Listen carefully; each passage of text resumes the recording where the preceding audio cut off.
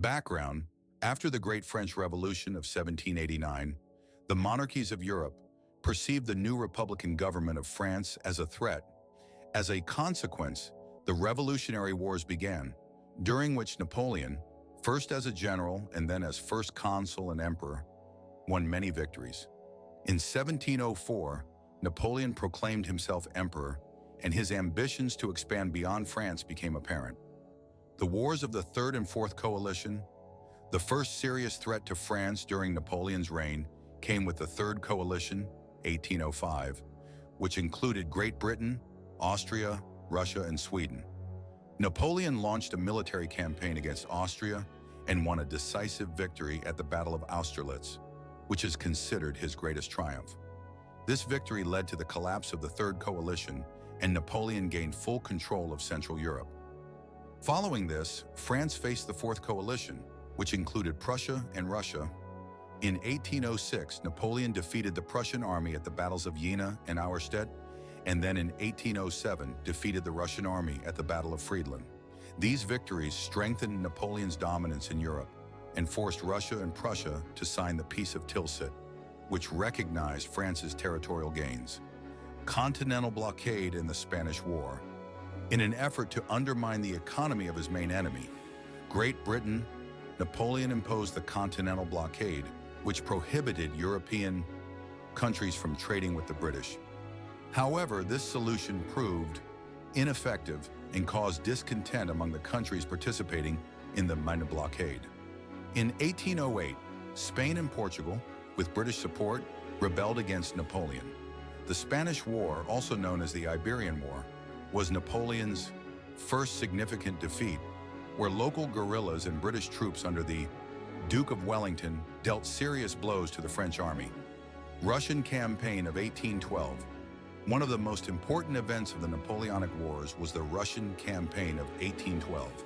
Napoleon invaded Russia with a grand army of over 600,000 men, expecting a quick victory.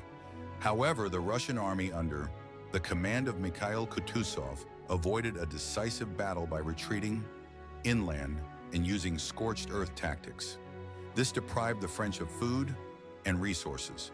The campaign culminated in the Battle of Borodino, which did not bring Napoleon a decisive victory.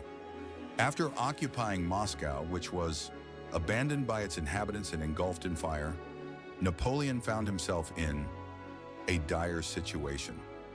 Deprived of supplies and resources, he was forced to begin a retreat, resulting in catastrophic losses. Less than 100,000 soldiers returned from the Grande Armée, the Sixth Coalition, in defeat.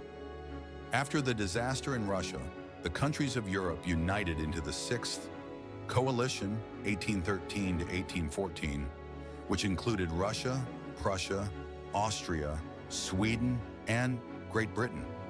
Napoleon, despite a series of victories in 1813, was defeated in the Battle of the Nations at Leipzig, which was the beginning of his end.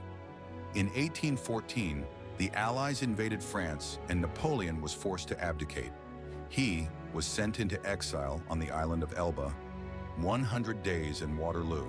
However, Napoleon did not resign himself to defeat. In 1815, he fled Elba and returned to France, beginning a reign known as the 100 Days.